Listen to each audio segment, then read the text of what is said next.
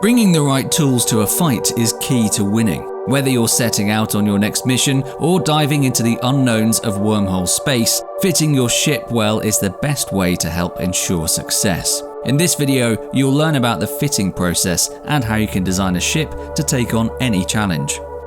The first step to fitting for purpose is to pick the right ship for the task. When taking on missions, for example, you can start level 1 missions with just a Tech 1 frigate. As you progress to level 2 missions, you should look to upgrading to a destroyer. Level 3 missions usually require at least a Tech 1 cruiser, and level 4s are much more difficult, requiring the use of a battleship. When picking your ship, sometimes referred to as your hull, take note of the ship bonuses seen in the Show Info window in the Traits tab. Using modules to match these bonuses is the best way to make sure that you're getting the most out of your fit.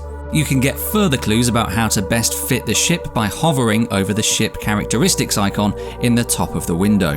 When you're ready to start fitting, it can be useful to begin with a simulated fit.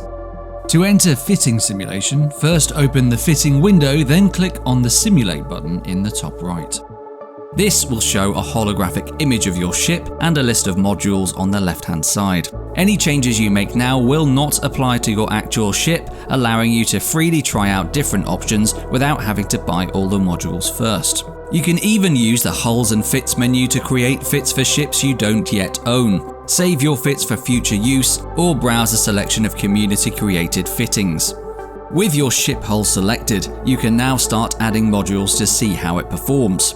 You can browse modules on the left-hand panel and click Show Info to get an idea of what they all do. Each module you add will take up some of the ship's power grid and processing power. These are represented on the lower right. Modules exceeding your power grid or CPU will be offline and unable to be used. You can also see a breakdown of the ship's stats in the panel on the right. Theory crafting and fitting for PvE is a balancing act between 4 main pillars.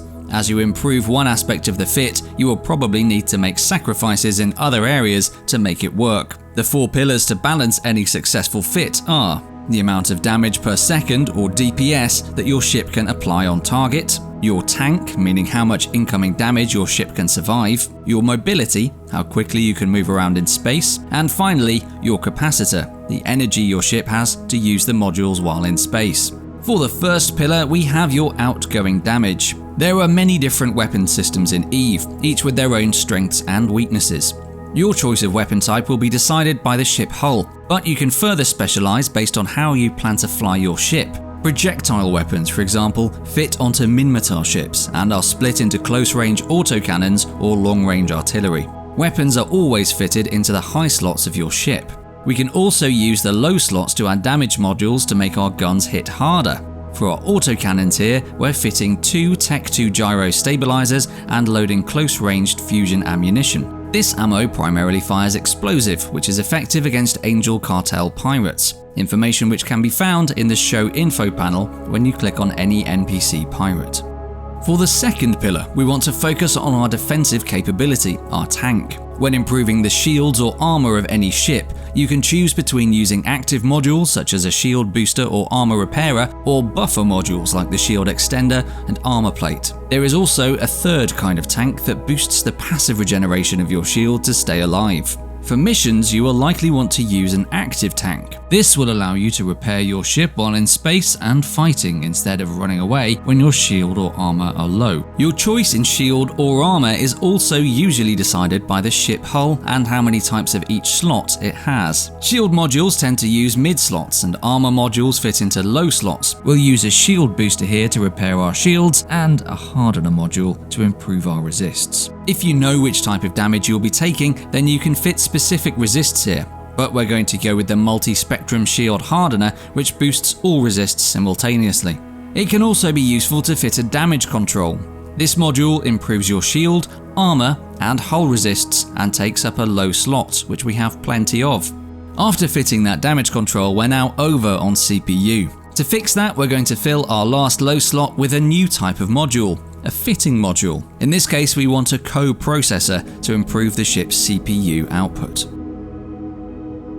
Now that we have tank and damage, we need to consider the third pillar, mobility. Our autocannons are short-ranged and will only apply half their damage at their 10km fall-off. To make sure we can destroy pirates effectively, we're going to fit a micro warp drive. This module will let us move extremely quickly to new targets at the cost of high capacitor usage and an increased ship signature radius.